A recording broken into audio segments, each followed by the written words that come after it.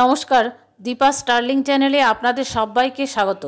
আজকে আমি পটলের একটি দুর্দান্ত স্বাদের রেসিপি আপনাদের সাথে শেয়ার করব। পটল মহারানী। ভাত, রুটি, লুচি, পরোটা, ফ্রাইড রাইস সব কিছুর সাথে এই রেসিপিটা খেতে খুবই ভালো লাগে। ছোটোখাটো অনুষ্ঠানের মেনুতে আপনারা এই রেসিপিটা রাখতে পারেন। দেখে নেওয়া যাক এই রেসিপি বানানোর ভিডিওটা। আমি 400 গ্রাম পটল নিয়েছি। পটলগুলো মাঝখানে খোসা ছাড়িয়ে রেখেছি, পুরোপুরি ছাড়াইনি। যে জায়গাটার খোসা ছাড়ানো হয়েছে সেই জায়গাটা ছুরি দিয়ে কেটে নেব লম্বা লম্বা করে। এতে গ্রেভিটা পুরোপুরি পটলের মধ্যে ঢুকবে। সবগুলো পটলই একই রকমভাবে কেটে নেব।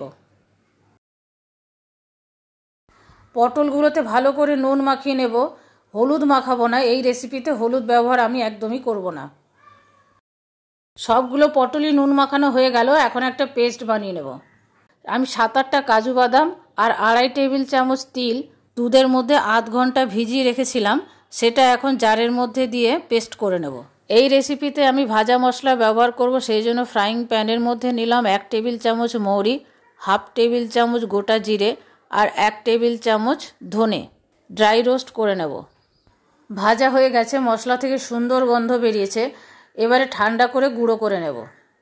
এবারে রান্নাটা শুরু করব, সেই জন্য কড়াইয়ের মধ্যে দেবো রিফাইন্ড অয়েল। আমি এখানে 4 টেবিল চামচ রিফাইন্ড অয়েল দিয়েছি। এই রেসিপিটা আপনারা সর্ষে তেলও করতে পারেন। তেলটা গরম হয়ে গেছে, এখন আমি পটলগুলো ভেজে নেব।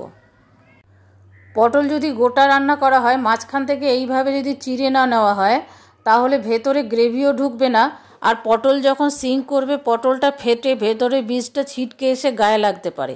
সব পটলগুলো লাল লাল করে ভাজা হয়ে গেছে, তুলে নেব। পটল ভাজলে কড়াইয়ের মধ্যে দাগ হয়ে যায় আর তেলটাও কালো হয়ে যায়। আমি এই তেলের মধ্যেই বাকি রান্নাটা করব।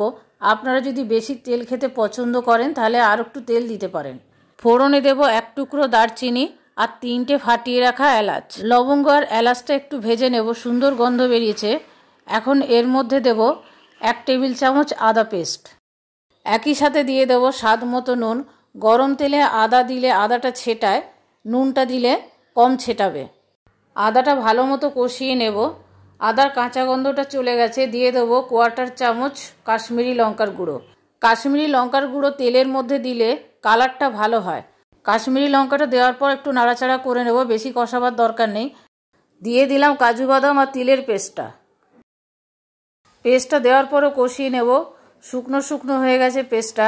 এখন আমি দেব ভেজে রাখা গুঁড়ো মশলাটা। আমি এখানে পুরোটা দেব না, হাফ দেব। এই রেসিপিতে খুব বেশি মশলা দেওয়ার প্রয়োজন হয় না। মশলাটা ভালো করে মিশিয়ে নেওয়ার পর জার ধোয়া জল দেব। জারের মধ্যে অনেকটা পেস্ট লেগেছিল, মিশিয়ে নেব ভালো করে। এই রেসিপিতে অনেকে টক দই ব্যবহার করেন, কিন্তু আমি দুধ আর ফ্রেশ ক্রিম ব্যবহার করেছি বলে টক দই দিলাম না। এদিকে গ্রেভিটা ফুটে উঠেছে, এর মধ্যে ভেজে রাখা পটলগুলো দিয়ে দেব। গ্রেভিটা ফুটে উঠেছে, এখন আমি গ্যাসের ফ্লেম সিম করে ঢাকা দিয়ে দেবো ভালো মতো রান্না হবার জন্য। 6-7 মিনিট পরে ঢাকাটা খুলবো।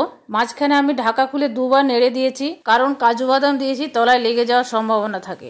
এবারে এর মধ্যে দিয়ে দেবো 2টো চেরা কাঁচা লঙ্কা, কসুরি মেথি, চিলি ফ্লেক্স আর দেব 2 টেবিল চামচ ফ্রেশ ক্রিম।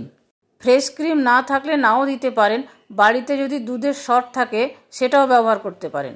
খুবই ক্রিমি একটা টেক্সচার হয় আর টেস্টও সেরকম হয়। এর মধ্যে দেব 1/2 চা চামচ চিনি। এই সময় আপনারা নুনটা টেস্ট করে আরেকবার নুন দিয়ে দিতে পারেন। ভালো করে মিশিয়ে নেব চিনিটা। গ্যাসের ফ্লেম সিম করা আছে। এই অবস্থায় আমি কিছুক্ষণ রান্না হতে দেব। যখন তেলটা ওপরে ভেসে উঠবে তখন রান্নাটা কমপ্লিট হবে। পুরো তেলটাই ওপরে ভেসে উঠেছে, কালার চেঞ্জ হয়ে গেছে। এবারে এর মধ্যে দিয়ে দেবো ঘি। আমি এখানে 1/2 টেবিল চামচ ঘি দিলাম। নিরামিষ তরকারিতে একটু ঘি দিলে খেতে ভালো লাগে। ভালো করে মিশিয়ে নেব ঘিটা। হয়ে গেল পটল মহারানী। আমি এখন গ্যাসের ফ্লেম অফ করে সার্ভিং প্লেটে তুলে নেব।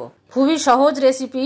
ভাত, রুটি, লুচি, পরোটা, ফ্রাইড রাইস সব কিছুর সাথে খেতে খুবই ভালো লাগে। বাড়িতে ছোটোখাটো অনুষ্ঠানে মেনুতে এই রেসিপিটা আপনারা রাখতে পারেন।